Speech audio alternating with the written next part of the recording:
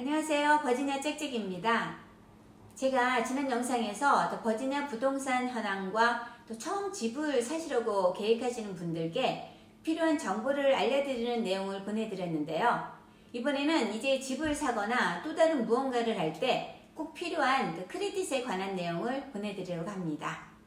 어디나 마찬가지겠지만 미국에서는 신용사회이기 때문에 무엇보다 크레딧이 매우 중요해요. 크레딧 점수가 좋지 않으면 뭔가를 할 때 항상 많은 제한을 받게 됩니다. 크레딧이 좋아야 되는 몇 가지 이유가 있는데요. 그 중에 융자를 받을 때도 크레딧이 높으면 다양하게 긍정적인 영향을 미치게 됩니다. 몰기지 대출 시 가장 중요한 것이 바로 신용점수인데요. 신용점수는 비단 몰기지 융자뿐만 아니라 모든 종류의 대출에서 가장 중요한 요소입니다. 요즘 또 몰기지 거부율 급등으로 인해서 몰기지 대출을 승인받기 어렵다고 하는데요. 이럴 때일수록 또 크레딧 점수 관리가 중요합니다.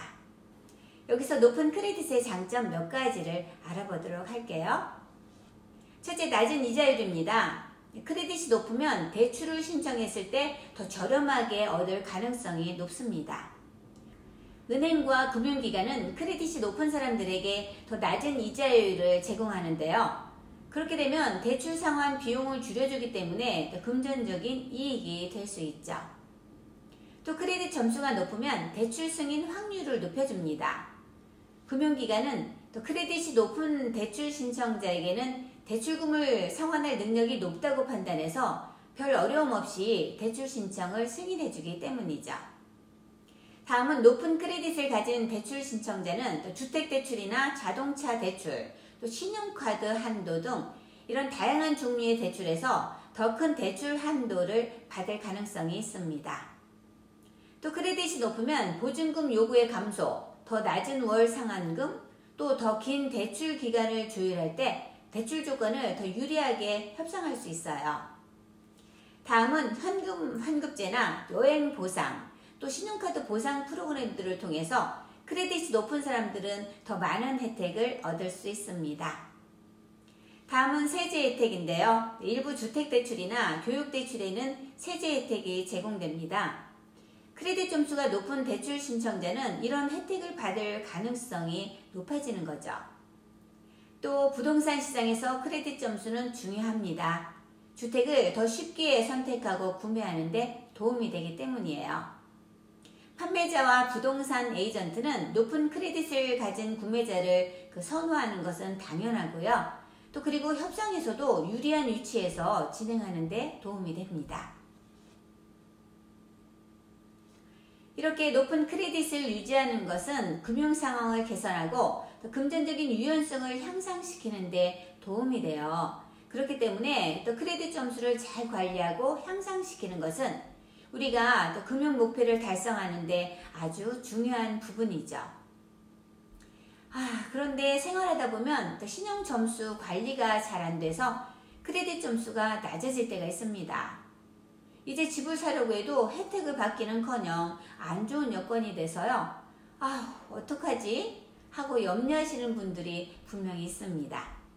걱정하지 마세요. 크레딧 점수는 올리면 됩니다. 자, 그럼 제가 크레딧 점수를 개선해서 부동산 융자 승인을 얻을 때 도움이 될 수 있는 팁을 소개해 드릴게요.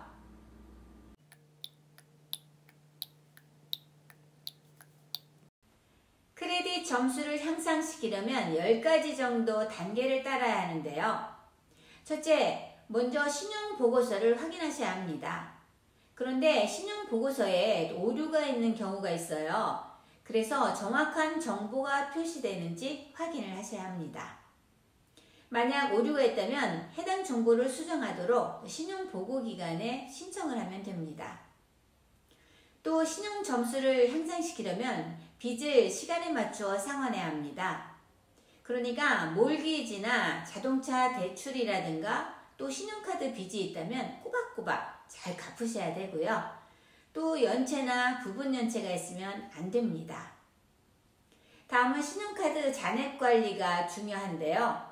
또 신용카드 잔액은 크게 늘리지 말고 가능하면 신용 한도 데비카드 잔액을 낮게 유지하시는 게 좋습니다. 그리고 신용카드의 한도 30% 미만으로 사용하는 것이 좋고요. 한도 내로 사용하고 그달 잘 갚는 것이 중요하겠죠? 또 중요한 것은 신용카드를 과도하게 개설하지 않는 것이 좋습니다. 많은 신용카드를 개설하면 크레딧 점수가 감소될 수 있기 때문에 또 필요한 만큼만 개설하는 게 좋고요. 또 오랫동안 사용한 카드를 유지하시는 게 좋습니다. 그리고 신용카드를 절대로 종료하지 마십시오. 나는 신용카드를 쓰면 다음 달에 갚고 하는 게 왠지 빚을 갚는 것 같아서 쓰기 싫어. 그러면서 신용카드를 없애려고 하시는 분도 계시기도 하는데요. 안 됩니다. 신용카드를 종료하면 신용 한도가 줄어들어서 신용 점수에 영향을 미치게 돼요. 가능하면 장시간 사용한 카드를 유지하는 게 좋고요. 또 주기적으로 사용해서 활성 상태를 유지하는 것이 좋습니다.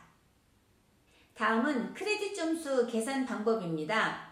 크레딧 점수는 다양한 요소에 따라서 계산되는데요. 이것을 이해하고 또 어떤 요소가 크레딧 점수에 영향을 미치는지 파악해야 돼요.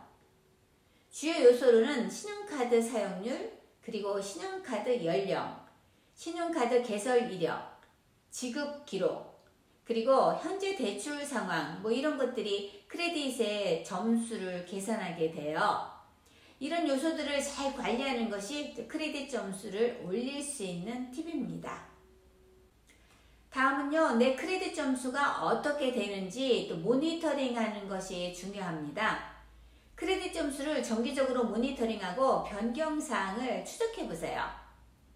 여러 기관이 또 크레딧 점수 모니터링 서비스를 제공하고 있고요. 이를 통해서 이상 상황이 있다면 빨리 발견할 수 있습니다.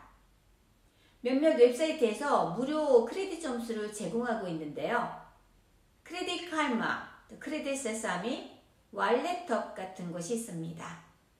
또 신용카드를 발급해준 은행이나 회사에서도 고객에게 무료로 크레딧 점수 모니터링 서비스를 제공해주고 있습니다. 또 신용카드 대출 재편성으로 신용 점수를 올릴 수 있는데요. 신용카드 대출 재편성은 높은 이자율을 갖는 카드의 빚을 낮은 이자율을 갖는 카드로 옮기는 것을 의미합니다.